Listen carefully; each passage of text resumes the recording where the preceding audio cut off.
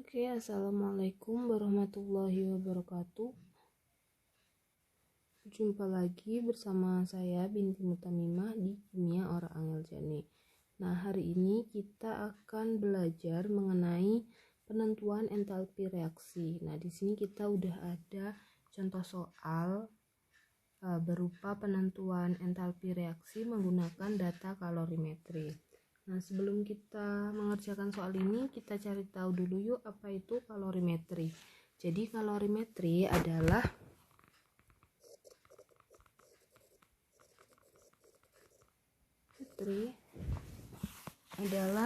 cara penentuan kalor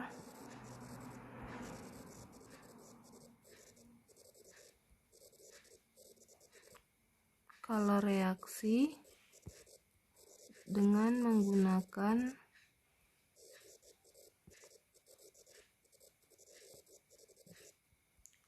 kalorimeter. Nah, oke. Selanjutnya kita akan mengerjakan contoh soal di atas. Sebelum kita selesaikan, kita akan lebih afdal mungkin kalau tulis 3D-nya dulu ya. Diketahui, ditanya, dijawab gitu kan. Pertama diketahui. Yang pertama itu ada massa dari asam klorida 50 gram, terus massa volume 50 mili, terus massa dari natrium hidroksida itu 50 gram juga atau 50 mili juga. Lalu ada suhunya itu, suhu awalnya itu sekitar 27 derajat Celcius dan nanti dia naik sampai 33,5 T akhir ya. Sini kita buat T ak 33,5 derajat Celcius. Nah, dua suhu ini boleh kalian rubah terlebih dahulu ke Kelvin, boleh juga nggak dirubah, karena nanti pada akhirnya pun ketika kita mencari delta T atau perubahan dari suhunya itu selisihnya sama-sama sekitar 6,5 derajat Celcius atau sama aja 6,5 Kelvin. Boleh kalau mau dirubah dulu ini ke Kelvin boleh ditambah 273. Oke, selanjutnya kita punya apa lagi nih? Kita punya kalor jenis air C sekitar 4,18 Joule gram Kelvin. Nah, terus yang ditanya adalah delta H dari reaksi. Delta H reaksi.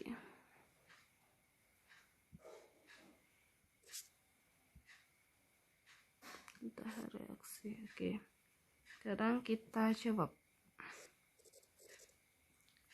Bagaimana caranya? Pertama-tama itu kita tentukan terlebih dahulu kalor larutannya dengan menggunakan rumus Ki larutan.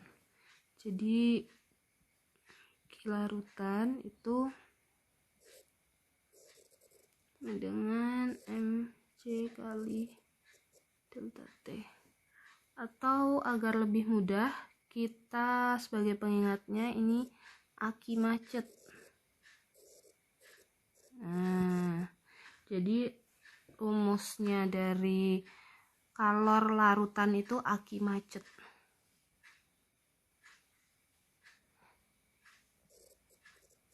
Kalor larutan itu aki macet. Oke. Nah, udah kan? Sekarang tinggal kita masukin aja deh yang udah kita ketahui tadi. Massa. Nah, massa di sini massa larutan ya, berarti massa asam klorida ditambah dengan massa natrium hidroksida. 50 tambah 50 100 gram. 100 gram dikali sama kalor jenisnya 4,18 Kelvin dikali sama 6,5 Kelvin. Oke, sekarang tinggal dikali deh. Ini hasilnya adalah 2717 Joule. Kok bisa satuannya Joule? Ya kan ini udah ada nih. Kalau mau buktiin ini bener satuannya Joule. Ini kan ada gram, ini juga gram. Ini boleh dicoret-coret gak? Boleh dong. Ini juga boleh kan, Kelvin per Kelvin, coret-coret. Yang tersisa kan tinggal Joule, ya kan? Oke, lanjut. Step selanjutnya adalah dengan cara menentukan kalor reaksi. Kalor reaksi itu Q larutan sama dengan kebalik.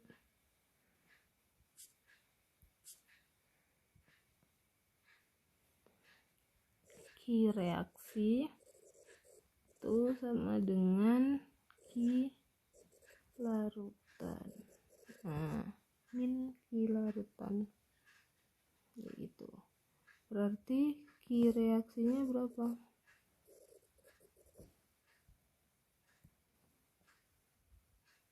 Dengan min 2717 Joule. Terus selanjutnya kita di sini kan kita punyanya 1 molar asam klorida dan 1 molar natrium hidroksida. Nah, kita lihat ini berapa mol mereka dengan cara menghitungnya menggunakan rumus mol. Jadi kan kalau molar itu rumusnya kan mol per volume. Kalau kita mau nyari mol berarti molar dikali sama volumenya kan. Nah, mol dari asam klorida itu 1 molar itu sama aja mol per liter kan, dikali sama, nah di sini kan volumenya kan 50 mili. 50 mili ini kita rubah ke liter, jadi 0,05 liter.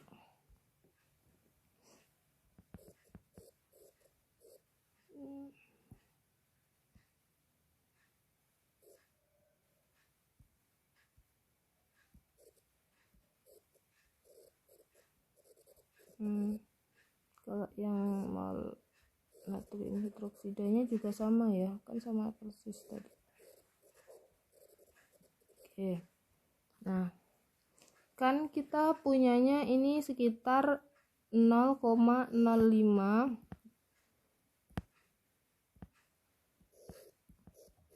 mol. Nah, yang diminta itu kan 1 mol, ya kan? Nah, kita buat perbandingan aja buat hitungnya. Jadi kayak gini. Kalau 0,05 mol asam klorida itu sama dengan asam klorida plus natrium hidroksida itu sama dengan delta H-nya berapa? Tadi ini kan delta H-nya minus 2717 Joule. Nah, terus yang diminta itu ketika 1 mol Cl dan juga natrium hidroksida. Nah, ini tuh berapa delta H-nya? Nah, gini kan.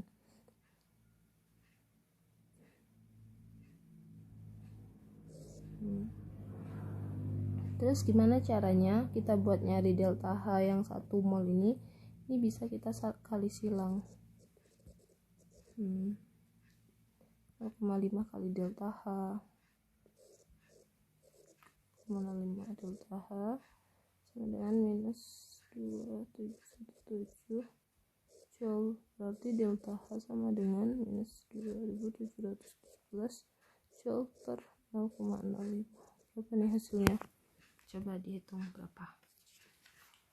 Yap, hasilnya minus 54.340 joule atau sama dengan 54,34 kilojoule. Atau kalian juga bisa menggunakan cara kita kemarin, bisa juga pakai delta H sama dengan mol apa ya kemarin ditanya, per mol diketahui dikali delta H diketahui. Mol yang ditanyanya berapa? 1 per yang diketahui 0,05 dikali sama 2717, sama aja kan. Nah ini hasilnya juga sama, ada minusnya ya, 54.340 joule. Sama aja.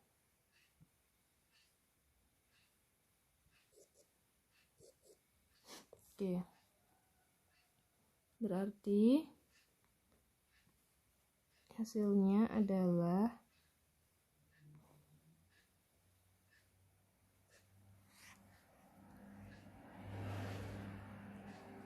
delta H reaksi itu sama dengan Q reaksi. Jadi persamaannya persamaan termokimianya adalah asam klorida dalam fase aquos tambah dengan natrium hidroksida, atau dalam reaksi penetralan antara asam klorida dan natrium hidroksida menghasilkan larutan asam klorida dan juga air, 1 mol air dengan entalpi reaksinya sebesar 54,34 kilojoule.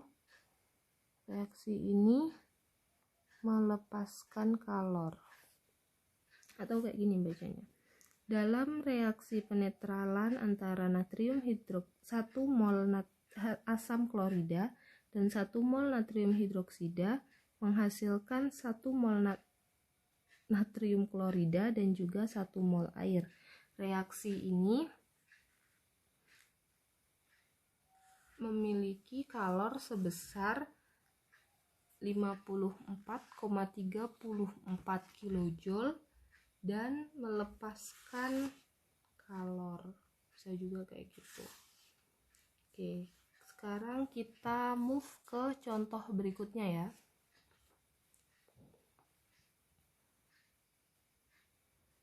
Oke, kita ke contoh berikutnya.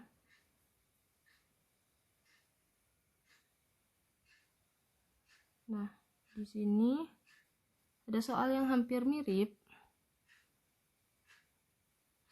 cuma beda pada mana soalnya, pada reaksinya. Oke, seperti tadi kita tuliskan terlebih dahulu diketahuinya apa aja. Ada masanya itu massa tembaga 2 sulfat massa CuSO4 itu sekitar 50 mili atau sama dengan 50 gram. Terus molarnya itu 0,4 m.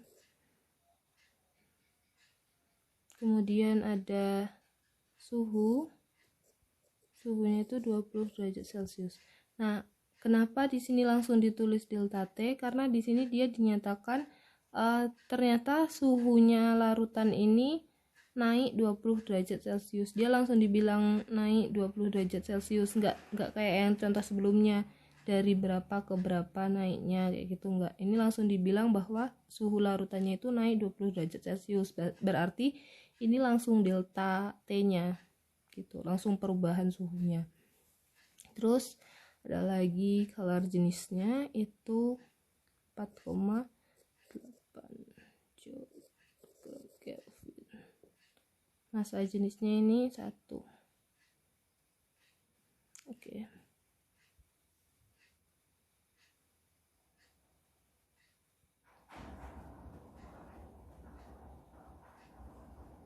Nah, selanjutnya kita masukkan deh ke rumus aki macet.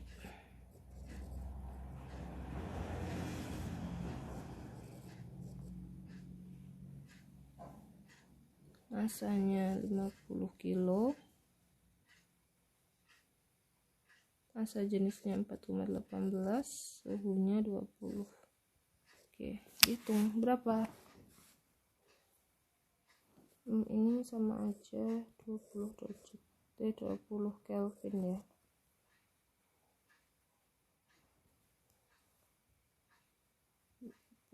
Dikali sama 4,18 dikali sama 20 derajat sama 20 Kelvin, punya 4080 Joule. Nah, terus selanjutnya kita cari Q reaksinya. Q reaksi sama dengan min Q larutan, min 4180 Joule. Nah, selanjutnya di sini kan kita dimintanya dalam 1 mol ya, Zn-nya 1 mol, tembaga 2 sulfatnya 1 mol, dan juga hasil produknya juga 1 mol. Nah, sekarang kita lihat nih, 50 ml larutan tembaga dengan konsentrasi 0,4 molar ini berapa mol? Kita gunakan rumusnya tadi, mol sama dengan molar dikali sama volumenya. Volumenya kita rubah dulu ke liter ya. Berarti berapa tadi? 0,05 liter kan. Soalnya 0,4 mol per liter dikali sama 0,05 liter. Untuk buktiin bahwa ini nanti hasilnya mol, ini kan bisa dicatatkan, ini kali, ini bagi. Berapa tuh?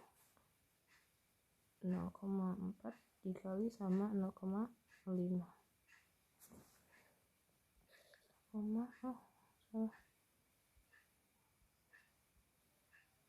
0,02 mol. Oke.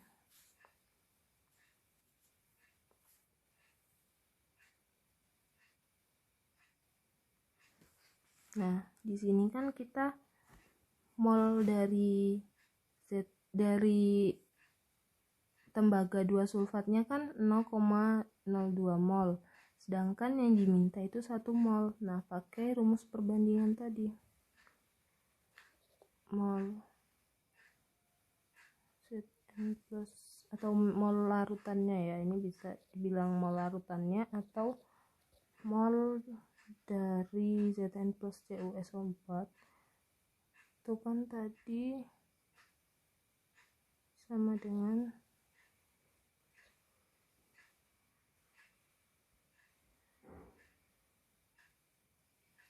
itu 0,2 sama dengan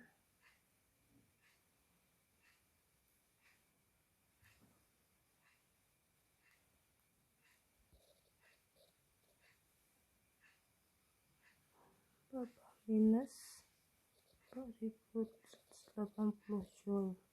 Nah, kalau 1 mol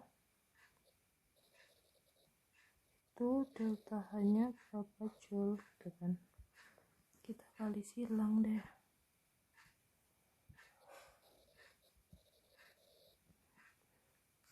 0,02 delta H sama dengan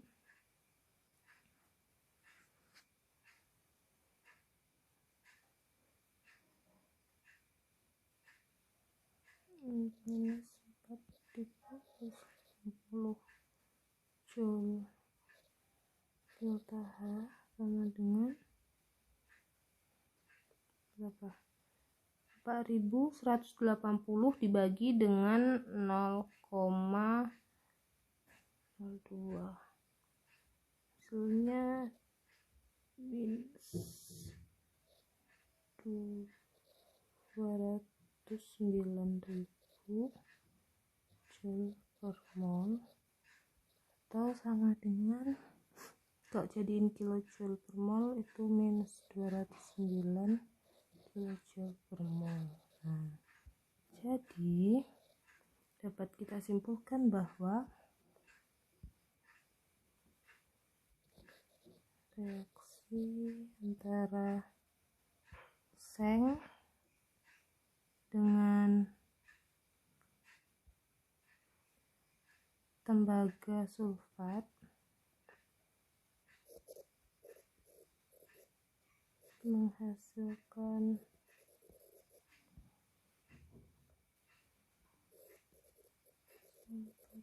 terus ini fasenya apa ya? Fasenya aqueous, ini sudah fase solid.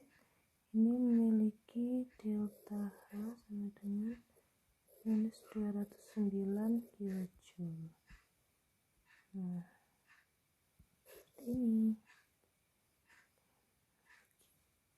Oke, mungkin cukup sekian pertanyaan pembahasan soal kita pada hari ini. Semoga bermanfaat.